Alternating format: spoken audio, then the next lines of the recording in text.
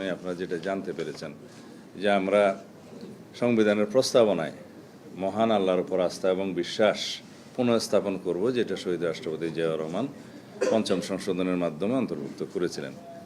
এবং কোরআন সুন্নাহ বিরোধী কোনো আইন আমরা করব না, সেটা আমরা অনেক আগেই ঘোষণা দিয়েছি।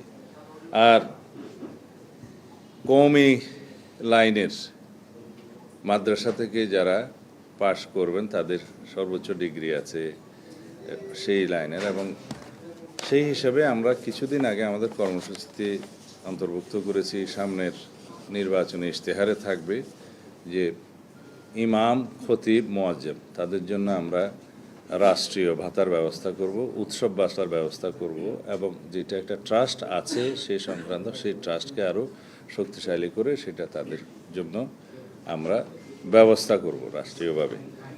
এবং বিভিন্ন স্কুল, কলেজ, মাদ্রাসায় ধর্ম শিক্ষক হিসাবে বিধি মোতাবেক নিয়োগের ক্ষেত্রে তাদের অগ্রাধিকার থাকবে অথবা বিবেচনা করা হবে। এগুলো আমরা আগেই বলেছি। বাকি সমস্ত আলাপ আলোচনা আপনারা জানেন, সেটা দীর্ঘ হবে, সেটা আমি এখানে উল্লেখ করতে চাই না। আমার মনে হয় জমিয়তে উলামা ইসলামের পক্ষ থেকে সম্মানিত আমির মাওলানা ওবায়দুল্লাহ ফারুক প্রথমে যদি আপনি সংক্ষিপ্ত বক্তব্য দেন, তারপরে আমাদের মাননীয় মহাসচিব এটা ঘোষণা করবেন। ধন্যবাদ।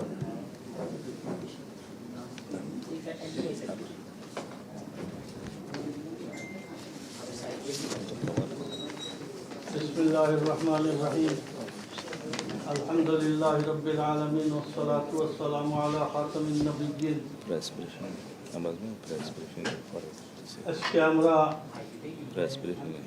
আগামী নির্বাচনে যেহেতু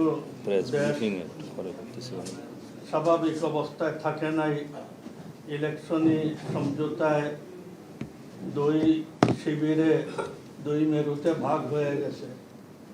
আমরা এই দেশের পরিচালনার ব্যাপারে দেশ ও জাতির কল্যাণে আমাদের কাছে জাতীয়তাবাদী দলই অন্য দলের চাইতে বেশি আস্থাভাজন, যার কারণে জাতি ও দেশের কল্যাণের জন্য আমরা জাতীয়তাবাদী দল, শহীদ জিয়াউর রহমানের আপনার দল, আমাদের সাবেক প্রধানমন্ত্রী খালেদা জিয়ার দল, ওনাদের সময়ে দেশের যে অর্থনীতি বা স্থিতিশীলতা ছিল, যার কারণে আমরা দীর্ঘদিনের আপনার দেখা হিসাবে এই দেশের আস্থাভাজন একটা দল, যার হাতে এই দেশ সুপুর্দ করা যায়, আমরা জাতীয়তাবাদী দল মনে করি। যার কারণে আমরা বিশ্লেষণ করে, আমরা নিজে নিজে চিন্তা ভাবনা করে সিদ্ধান্ত নিয়েছি যে আমরা ইলেকশন জাতীয়তাবাদী দলের সাথে করব। যার কারণে আমরা এই সিদ্ধান্তে উপনীত হয়েছি। আল্লাহ তাআলা যেন আমাদের সামনের রাস্তাটাকে যেন ভালো রাখেন, ভালো চলেন। ইসলামী মূল্যবোধের বিশ্বাসী দল, এই হিসাবে আমরা ওনাদেরকে আর এরপরে জাতি ও দেশের কল্যাণের জন্য আমরা 8 দলীয় জোটের এমন কোনো আপনার অতীতে চালাইছেন বা ওনাদের এইসব আমরা কিছু দেখি নাই এখনো। আমরা বিএনপিকে 3 টার্ম দেখছি, যার কারণে আমরা বিএনপির উপরে আস্থা রাখতে পারি। আর বিএনপির উপর কাছে এই আবেদন আমাদের থাকবে যে সরকার গঠন আল্লাহ তাআলা যদি তৌফিক দেয়, তাহলে এই দেশের জনসাধারণ যেভাবে দেশকে সামলানো আর অগ্রসর করে নেওয়া, ঠিক এইভাবে ইসলামী অঙ্গনটাকে যেন আপনার গতিশীল করা হয়। আওয়ামী লীগে এই 15-16 বছরে ইসলামের যে অবস্থা ঘটাইছে, এখান থেকে যেন আমরা উত্তীর্ণ হইতে পারি। আল্লাহ তাআলা যেন আমাদেরকে ইসলাম নিয়ে, ধর্ম নিয়ে, দেশ নিয়ে যেন সুন্দরভাবে আমরা চলতে পারি, এটা আল্লাহ তাআলার কাছে আমরা কামনা করি। সংবিধানে মহান আল্লাহর উপরে আস্থা ও বিশ্বাস, এটাকে পুনর্বহাল করা, এরপরে আল্লাহ তাআলা যেন আমাদের অর্থনীতি, সমাজনীতি ধর্ম নিয়ে চলার জন্য আল্লাহ তাআলা যেন এই সামনের সরকারকে যেন আল্লাহ তৌফিক দেন, এই দোয়া করি।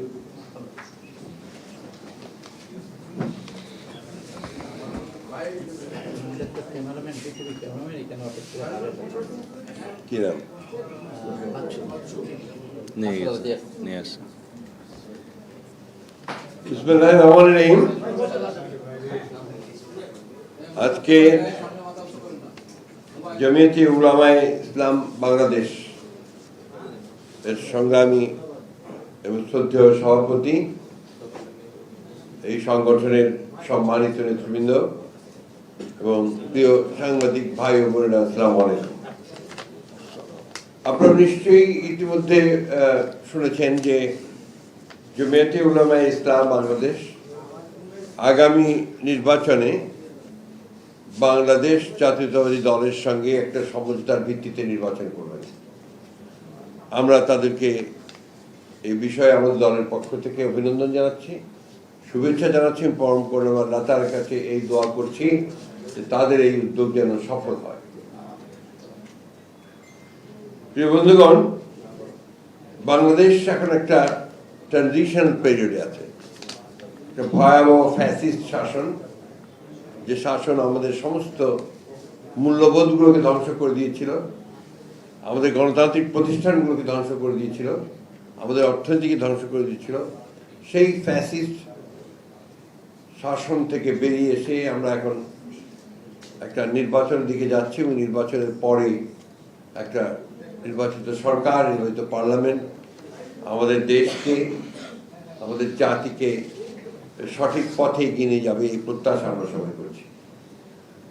কিন্তু এর মধ্যেই দেখা যাচ্ছে যে কিছু সংখ্যক ব্যক্তি মহল, তারা এই ট্রানজিশনাল যে প্রসেস, এটাকে বাধাগ্রস্ত করার জন্য ভয়ঙ্করভাবে চক্রান্ত করছে। এবং আমি আজকে আবারও এই চক্রান্তের ফলে, চক্রান্তের মাধ্যমে নিহত শহীদ হয়ে যাওয়া ওসমান হাদি, তার আত্মার মাগফিরাত কামনা করছি এবং পরম করুণাময় আল্লাহ তাআলার কাছে এই দোয়া চাইছি যে আল্লাহ তাআলা তাকে যেন বেহেশতের সর্বশ্রেষ্ঠ স্থানে নিয়ে যান। ইতিমধ্যে আপনারা দেখেছেন যে এই ট্রানজিশন পিরিয়ডে সরকারের ব্যর্থতার কারণে আইন শৃঙ্খলা পরিস্থিতি যথেষ্ট অবনতি হয়েছে। আমাদের প্রত্যাশা ছিল যে প্রফেসর ইউনূসের যে সরকার, সেই সরকার অন্তত এই কয়েকটা মাস তারা তাদের যোগ্যতার পরিচয় দেবেন এবং এফিসিয়েন্সির সঙ্গে দেশকে পরিচালনা করবেন। আমি ধন্যবাদ জানাই যে তারা তাদের কথা রেখেছেন, যে আপনার 26 ফেব্রুয়ারি মাসের 12 তারিখে নির্বাচনের ঘোষণা দিয়েছেন এবং নির্বাচন কমিশন সেটাই করছেন। কিন্তু নির্বাচনের যে পরিবেশ তৈরি করা, এই পরিবেশ তৈরি করা যে তাদেরকে আরো সচেতন এবং ইতিবাচক ভূমিকা পালন করা দরকার, আরো কার্যকরী ভূমিকা পালন করা দরকার এবং এই বিষয়গুলোতে তাদের ফোকাস আরো বেশি দেবেন এবং আরো ভালোভাবে নির্বাচন যেন আপনার অত্যন্ত সুষ্ঠু পরিবেশে অনুষ্ঠিত হয়, সেই বিষয়গুলো দিতে আরো লক্ষ্য রাখবেন, এটা আমরা আশা করি। আমাদের যে কথাগুলো ইতিমধ্যে সালাউদ্দিন সাহেব বলেছেন, যে জমিয়তে উলামায়ে ইসলাম বাংলাদেশ এর সঙ্গে আমাদের যে আলোচনাগুলো হয়েছে সেটা শুনছেন। আমরা কিন্তু প্রথম থেকেই বাংলাদেশ বিএনপির জন্মলগ্ন থেকেই শহীদ প্রেসিডেন্ট জিয়া রহমান সাহেব, তিনি সংবিধানে বিসমিল্লাহির রহমানির রহিম প্রথম তিনি সন্নিবিষ্ট করেছিলেন এবং আল্লাহর উপর অবিচল আস্থা বিশ্বাস এই কথা দেওয়া হয়েছিল। কিন্তু হাসিনার এই সরকার আপনার সেটাকে বাতিল করে দিয়ে নতুনভাবে কোন 15th অ্যামেন্ডমেন্ট না, 15th অ্যামেন্ডমেন্ট দিয়ে সবগুলোকে পরিবর্তন করে দিয়েছিল, যেটা আবার এখন পরিবর্তিত হয়েছে এবং আমাদের সেগুলো আবার সামনে এসছে। আমরা ইতিমধ্যে কমিটেড যে আমরা যে 15th অ্যামেন্ডমেন্ট আমাদের যে কনস্টিটিউশনের যে বিধানগুলো ছিল সেগুলোকে আমরা অবশ্যই আমরা আমাদের সামনের দিনে আমরা গণতান্ত্রিক বিধানগুলোকে বাদ দিয়ে গণতান্ত্রিক বিধানগুলোকে আমরা সামনের দিকে নিয়ে আসবো। আমি বক্তব্য দীর্ঘ করবো না, আমি এখন আপনাদের সামনে একটু ঘোষণা করবো যে কোন কোন আসনগুলোতে আমরা তাদের সঙ্গে সমঝোতা করছি। একটি হচ্ছে নীলফামারী 1, ডোমার ডিমলা, এখানে নির্বাচন করবেন মৌলানা মোহাম্মদ মঞ্জুরুল ইসলাম আফেন্দি। নারায়ণগঞ্জ 4 ফতুল্লা, মুফতি মনির হোসেন কাসেমি। সিলেট 5 জকিগঞ্জ কারাইঘাট, মৌলানা মোহাম্মদ উবাইদুল্লাহ ফারুক। ব্রাহ্মণবাড়িয়া 2 সরাইল আশুগঞ্জ, মৌলানা জুনায়েদ আল হাবিব। এই আসনগুলোতে আমাদের কোনো প্রার্থী থাকবে না। এবং ইতিমধ্যে আমাদের সালাউদ্দিন সাহেব বলেছেন যে এই সংগঠনের জমিয়তে উলামা ইসলামের বাংলাদেশের আমাদের অন্যান্য আসনগুলোতে তাদের কোনো প্রার্থী থাকবে না। তো আমার মনে হয় এটা পরিষ্কার হচ্ছে আপনাদের কাছে। এবং আমরা যখন চূড়ান্তভাবে নির্বাচনের অন্যান্য আসনগুলো যে বাকি আছে সেটা যখন আমরা ঘোষণা করব, সেগুলো তখনও এইগুলো এসে যাবে। অর্থাৎ এখন নির্বাচন করছেন জমিয়তে উলামা ইসলাম বাংলাদেশ এই ঘোষিত আসনগুলোতে। এ ব্যাপারে আপনাদের সেখানে আমাদের কোনো প্রার্থী থাকবে না। হ্যাঁ, নিজস্ব প্রতীকী করবে, এর বাইরে তো উপায় নেই। এখন ওদের সংগঠনকে নিজস্ব প্রতীকী করতে হবে।